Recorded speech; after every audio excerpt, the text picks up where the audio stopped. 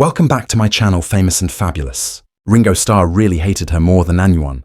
Ringo Starr was born Richard Starkey on July 7, 1940, in the working-class neighbourhood of Dingle, Liverpool, England. He rose from humble beginnings to become one of the most loved people in the history of popular music. His early life was filled with hardship. His family didn't have much money, and his childhood was full of serious health problems. As a young boy, Ringo spent a lot of time in hospitals getting better from illnesses like peritonitis and tuberculosis, which kept him away from school and slowed down his education.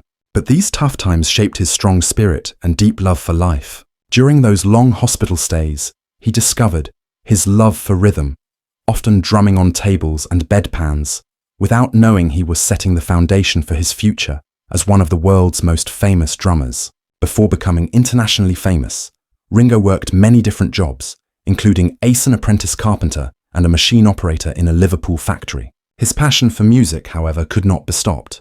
Inspired by skiffle and early rock and roll, he began playing drums with local bands, eventually joining Rory Storm and the Hurricanes, one of Liverpool's top groups at the time. His exciting drumming style and cheerful personality made him stand out, and by 1962, destiny came calling. When the Beatles' original drummer Pete Best was let go, Ringo was invited to join John Lennon, Paul McCartney, and George Harrison. His arrival completed the lineup that would change the course of music history forever. As the drummer of the Beatles, Ringo Starr became known for his steady, reliable beat, his creative fills, and his unique sense of timing. Though he often stayed in the background, his musical contribution was vital to the band's special sound. Songs like Ticket to Ride, Rain, and A Day in the Life showed his ability to make melodies better with subtle but powerful rhythm work. Beyond drumming, Ringo's warm personality and funny charm made him a fan favourite. He also stepped into the spotlight as a singer on several Beatles tracks, including With a Little Help from My Friends, Yellow Submarine, and Octopus's Garden, each of which showed his friendly, good-natured character and childlike sense of wonder. When the Beatles broke up in 1970, Ringo Starr refused to fade into the background. Instead, he started a solo career that proved he was far more than just a drummer in a famous band.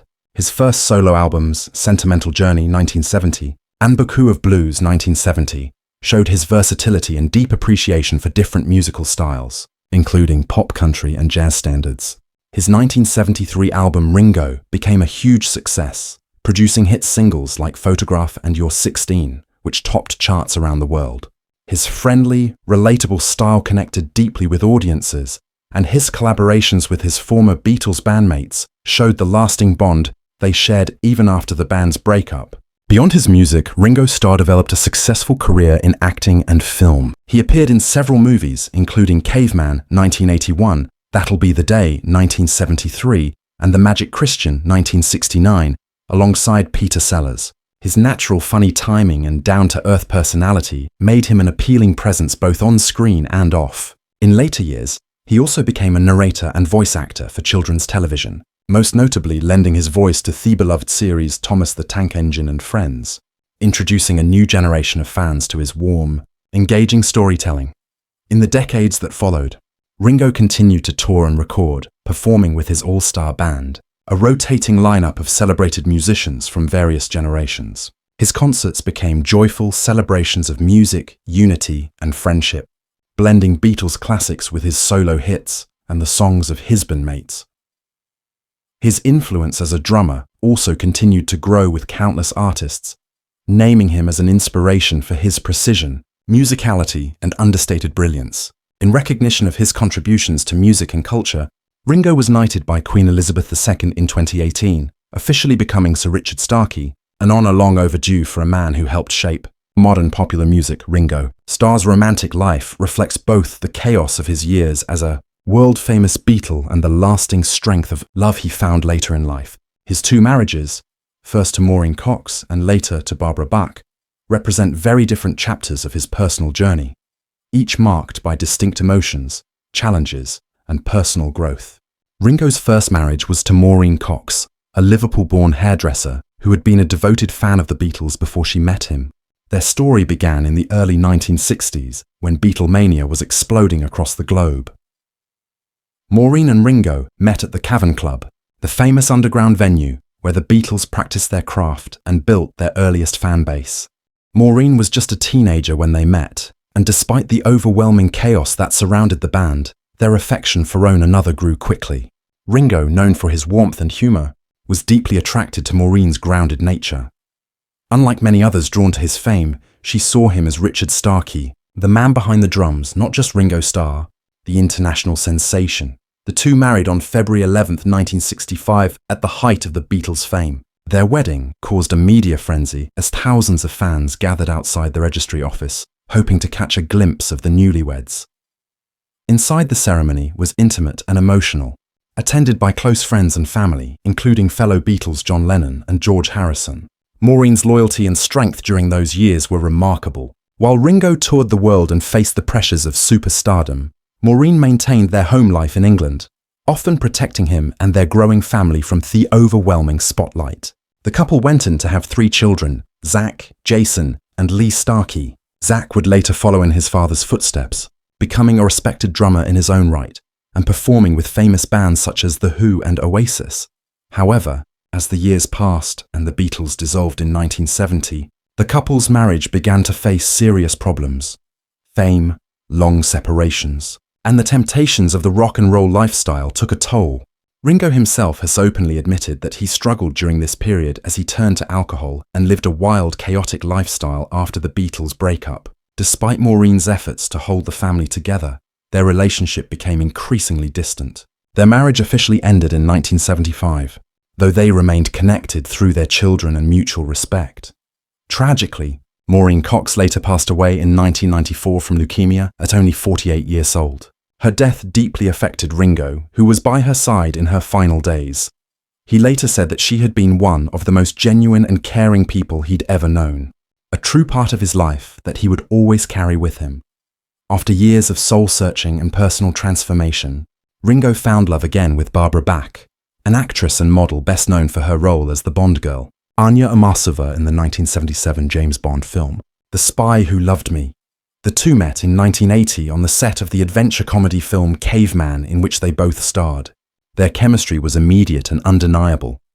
Ringo later described their meeting as love at first sight, saying that Barbara brought calmness, elegance, and emotional stability to his life, a stark contrast to the chaos of his earlier years.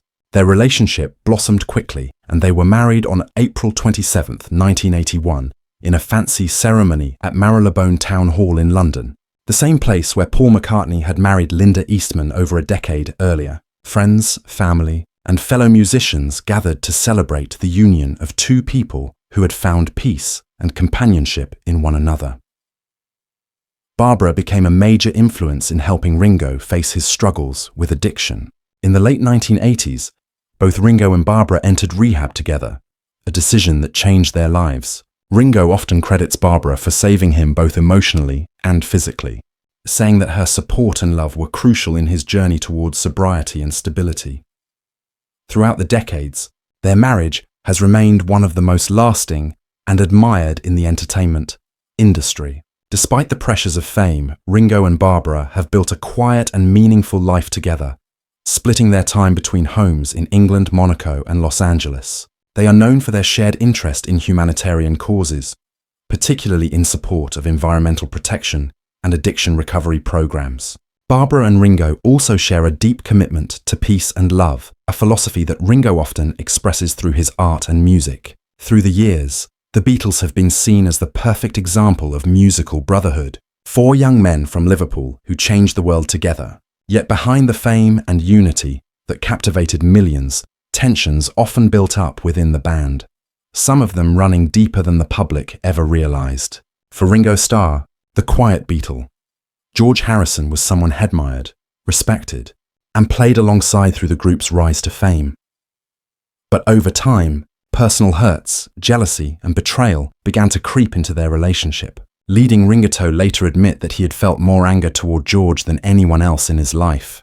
George was like a brother Tom, Ringo once said, but sometimes brothers fight harder than enemies ever do. Those words carried years of unspoken tension. Though Ringo was often seen as the peacekeeper of the Beatles, his calm exterior hid frustrations that built up through their years of stardom. Ringo had joined the group last, replacing Pete Best in 1962, and quickly found himself in a whirlwind of fame. George, who had been with John Lennon and Paul McCartney from the beginning, often treated Ringo like an outsider. Not meanly, but with the subtle superiority of someone who had been there first. George could be distant, Ringo recalled. He had his own world, his own spirituality, and sometimes he made me feel like I didn't belong in it. The tension reached a boiling point during the later Beatles years when personal egos and creative ambitions began pulling the group apart.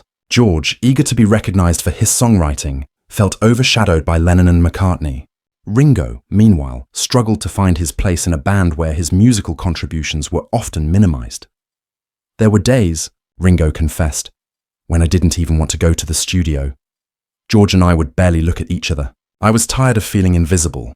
The filming of Let It Be in 1969 captured the strain clearly. Silent glances, short tempers, and moments when Ringo simply walked out, unable to handle the tension. But what truly shattered Ringo's affection for George came later when personal lives became tangled. Ringo's then wife, Maureen Starr, was the subject of a brief romantic involvement with George in the early 1970s. Though George was also married at the time to Pattie Boyd, the revelation hit Ringo like a thunderbolt. I felt betrayed, he admitted years later. It wasn't just about a woman, it was about trust. It was about someone I thought was family crossing a line you can't uncross. The affair became one of the most painful episodes in Ringo's life, causing deep resentment toward George that took years to fade. I hated him for what he did, Ringo said bluntly. I really did. It wasn't anger that went away quickly. It stayed with me for a long, long time. George, for his part, later acknowledged his mistake, though not always in the most apologetic way. When confronted, he reportedly told Ringo, "Well, you know, all things must pass," the remark. A reference to his own album title made Ringo furious, who felt it was a cold dismissal of the damage done. Friends close to the Beatles have said that Ringo avoided George for months after the affair came to light, and even when they did see each other again, their conversations were tense and shallow. "It wasn't like we could just pick up a drumstick and a guitar and make it all better," Ringo explained. That wound didn't heal with music. Over time, however, Ringo's deep spirituality and forgiving nature began to surface. As the years passed, he thought about the meaning of friendship and the pointlessness of holding on to anger. When George fell ill with cancer in the late 1990s, Ringo visited him at his bedside, setting aside all bitterness. "I told him I loved him," Ringo recalled softly. "After everything that happened, I realized that love was stronger than hate. I didn't want to leave this world with that pain still between us." George reportedly smiled and took his hand, and for a brief moment, the years of tension melted away. When George Harrison passed away in 2001, Ringo was among the first to speak publicly about his friend. Through tears, he said, "George was my brother. I might have hated him once, but I never stopped loving him." That confession captured the complexity of their bond. The fierce emotions, the human flaws, and ultimately the unbreakable tie forged through music and shared history. In the end, Ringo Starr's story with George Harrison stands as our reminder that even among legends, love and resentment often coexist. Behind every harmony sung and every drum beat played was a friendship tested by fame, betrayal, and time. A friendship that, despite its scars, endured until the final note.